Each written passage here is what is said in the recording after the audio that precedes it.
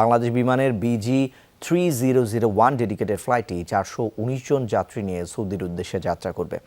তার আগে আশকোনা হজ ক্যাম্পে শুরু হয় তাদের ইমিগ্রেশন প্রক্রিয়া। সৌদি আরবে গিয়ে মুসল্লিরা আর ইমিগ্রেশনের ঝামেলায় পড়বে না। প্রথম ফ্লাইটের যাত্রীরা সবাই সরকারি ব্যবস্থাপনার হজ যাত্রী। সামগ্রিক ব্যবস্থাপনায় সন্তুষ্টির কথাও জানান তারা।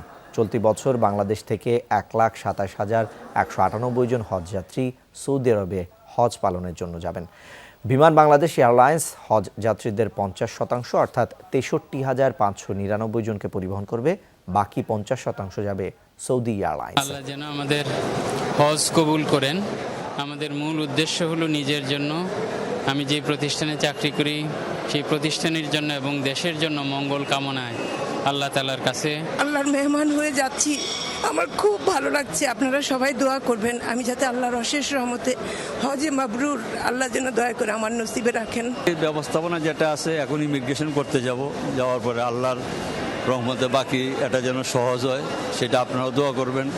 আমরাও আশা রাখি যে আল্লাহ আমাদেরকে কবুল করছে, অবশ্যই আল্লাহ আমাদেরকে জিনিসগুলো সহজ করে দিবে। দর্শক, ঢাকা থেকে চলতি বছরের হজ ফ্লাইটের উদ্বোধন করছেন ধর্ম প্রতিমন্ত্রী ফরিদুল হক খান। আমরা সরাসরি যাচ্ছি শাহজালাল আন্তর্জাতিক বিমানবন্দরে। ক্ষয়ক্ষতির কারণ হয়ে দাঁড়িয়েছিল, সবকিছু মোকাবেলা করে আল্লাহ তাআলা আমাদেরকে বাঁচিয়ে রেখে এই পবিত্র হজ পালনের উদ্দেশ্যে এই জায়গায় সমবেত করেছেন। এই জন্য প্রথমে আল্লাহর দরবারে শুকরিয়া আদায় করি, আলহামদুলিল্লাহ। আজকে এই অনুষ্ঠানের উপস্থিত আছেন আমাদের প্রিয় নেতা, আমাদের প্রধান অতিথি জনাব মোহাম্মদ মাহবুব আলী এমপি, মাননীয় প্রতিমন্ত্রী, বেসামরিক বিমান পরিবহন ও পর্যটন মন্ত্রণালয়। আমাদের উপস্থিত আছেন ঢাকা 18 আসনের মাননীয় জাতীয় সংসদ সদস্য জনাব মোহাম্মদ হাবিব হাসান ভাই।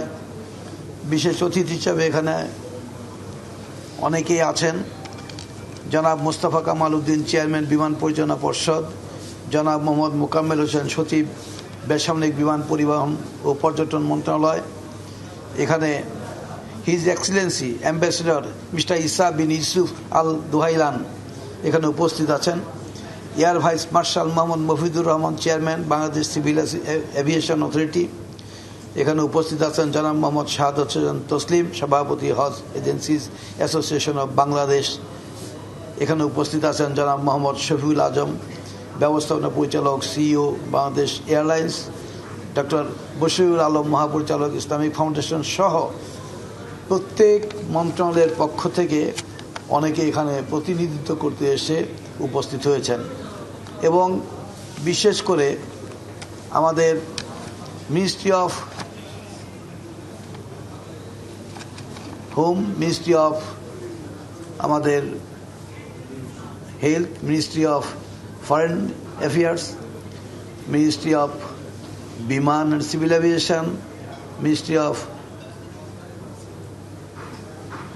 Religious affairs and other organisations, প্রত্যেকের পক্ষ থেকে এখানে আপনারা এখানে উপস্থিত হয়েছেন। আপনাদেরকে স্বাগত জানাই, অভিনন্দন জানাই, শুভেচ্ছা জানাই।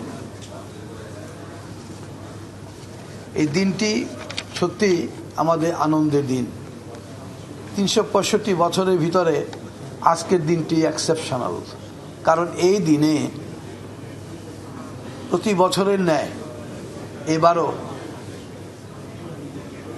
65 বছরের নিচে যারা ছিল গত বছর যেতে পারে নাই, আজকে আন্তরিকতার সাথে তারা কিন্তু খুশি হয়ে 65 বছরের উপরে যাওয়ার জন্য ব্যবস্থা নিয়েছেন সৌদি সরকার।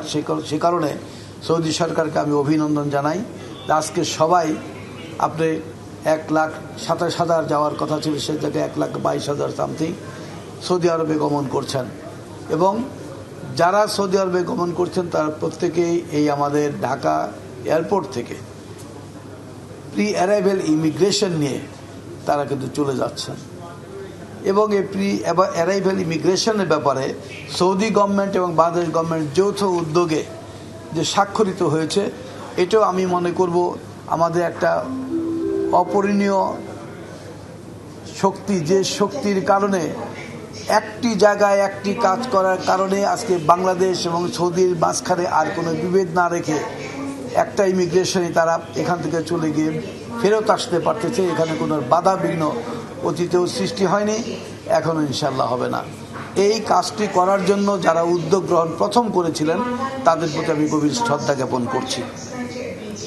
আমরা জানি এই ইমিগ্রেশনের পরে ছাড়াও মাননীয় প্রধানমন্ত্রী জননেত্রী শেখ হাসিনার নেতৃত্বের সরকার, মানে প্রধানমন্ত্রীর নেতৃত্বে আমাদের হাজী সাহেবানদের হজে গমনের জন্য যেমন আমাদের প্রি অ্যারাইভেল ইমিগ্রেশনের ব্যবস্থা করেছেন, ঠিক তেমনি চিন্তা করেছেন যে বয়স্ক আমাদের যে হজ যাত্রী দেশের বাইরে হজ করতে যাবেন, তারা এই লাগেজ নিয়ে তাদের যে সমস্যা, একবার ঢাকা এয়ারপোর্টে আবার জেদ্দা এয়ারপোর্টে যে কষ্ট, কয়েক ঘন্টা কষ্ট করতে হতো, সেই কষ্ট লাঘবের জন্য সৌদি গভর্নমেন্টের সাথে যৌথ আলোচনা সাপেক্ষে আজকে আমাদের হজযাত্রী তার বাসায় পৌঁছার আগে তাদের লাগেজ সেই জায়গায় পৌঁছিয়ে দেওয়ার ব্যবস্থা করেছেন।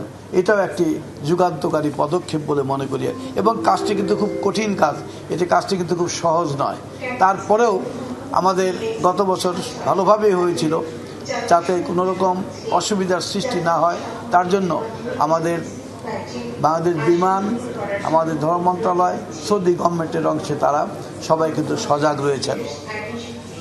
আমরা প্রতি বছরের ন্যায় এবারও যে হজ হচ্ছে, সেই হজ করতে গিয়ে আমরা বিভিন্ন সময় বিভিন্ন কারণে বিভিন্ন ধরনের সমস্যার সৃষ্টি হয়, এই প্রতিনিয়ত সেটাকে আবার মিট আপ করতে হয়।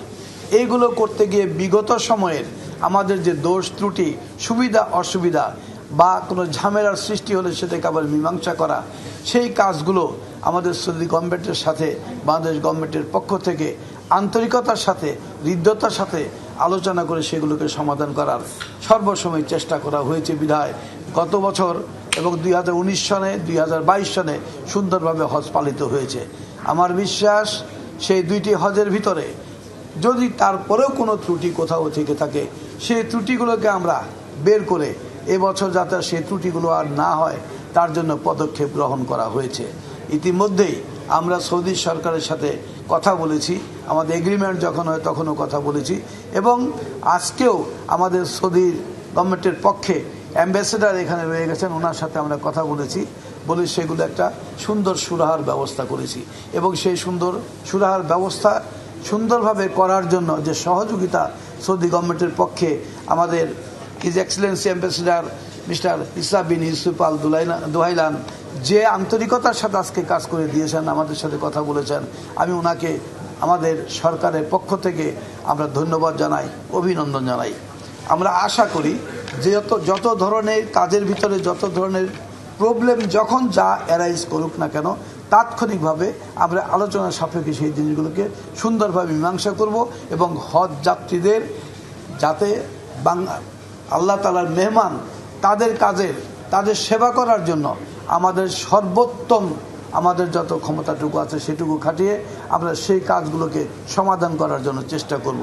আমরা চাই আল্লাহকে খুশি করার জন্য, আল্লাহ খুশি এবং রাজি যদি হন, আল্লাহ তাআলার এই রাজি এবং খুশির কারণে আমাদের হজযাত্রীদের যারা যাবেন তাদেরকেও আল্লাহ তাআলা কবুল করে নিতে পারেন। আমি তাই আমাদের মন্ত্রণালয় সহ সব মন্ত্রণালয়ের যারা যে দায়িত্বে আমরা রয়ে গেছি, সুন্দরভাবে সেই দায়িত্বগুলো অতীতে যেমন পালন করেছেন, এবছরও সৌদিতে গিয়ে আমরা যাতে সুন্দরভাবে সেই পালন করতে পারি, এবং কোনো বাধার, কোনো অসুবিধার সৃষ্টি হলে তাৎক্ষণিক এটার সমাধান করার তৌফিক মহান রাব্বুল আলামিন আমাদেরকে দেন, এই প্রত্যাশা আপনাদের কাছে ব্যক্ত করছি। পাশাপাশি